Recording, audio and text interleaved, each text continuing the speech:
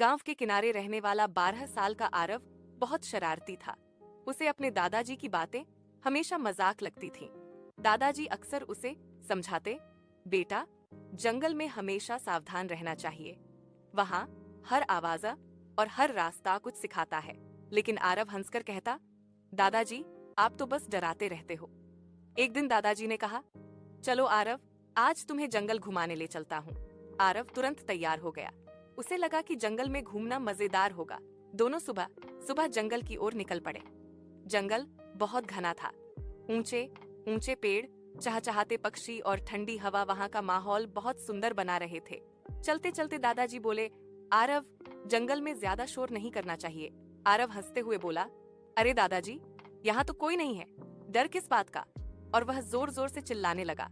थोड़ी देर बाद दादाजी बोले, यहाँ से आगे रास्ता थोड़ा मुश्किल है, मेरे पास ही रहना। लेकिन आरव ने फिर मजाक किया, दादाजी, मैं बच्चा नहीं हूँ, मुझे रास्ता पता है। इतना कहकर वह आगे आगे चलने लगा। अचानक उसे एक अजीब सी आवाज सुनाई दी। झाड़ियों में कुछ हिल रहा था। आरव थोड़ा घबरा गया, लेकिन फिर भी बोला, शायद कोई छोटा जानवर होगा। जैसे ही वह आगे बढ़ा, उसका पैर फिसल गया और वह कीचड़ में गिर गया। अब उसके कपड़े गंदे हो गए और वह डर भी गया। दादाजी जल्दी से उसके पास आए और उसे उठाया। दादाजी मुस्कुराते हुए बोले, देखा बेटा, मैंने कहा था कि जंगल में सावधानी जरूरी है। आरव अब थोड़ा शर्मिंदा हो गया।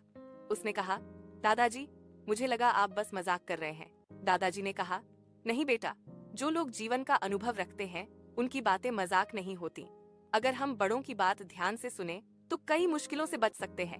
फिर दादाजी ने उसे जंगल की कई बातें सिखाईं, कैसे रास्ते पहचानते हैं, किस आवाज से किस जानवर का अंदाजा लगाया जाता है और क्यों जंगल में शांति रखनी चाहिए। घर लौटते समय आरव बिल्कुल चुप था। दादाजी ने पूछा, क्या हुआ, आज इतने शांत क्यों हो? आरव मुस्कुराकर बोला, दादाजी, आज मुझे समझ आ गया कि आपकी हर बात में सीख होती है।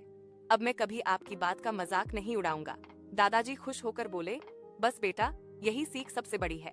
उस दिन के बाद आरव हमेशा अपने दादाजी की बात ध्यान से सुनने लगा, क्योंकि उसे पता चल गया था कि अनुभव से बड़ी कोई किताब नहीं होती।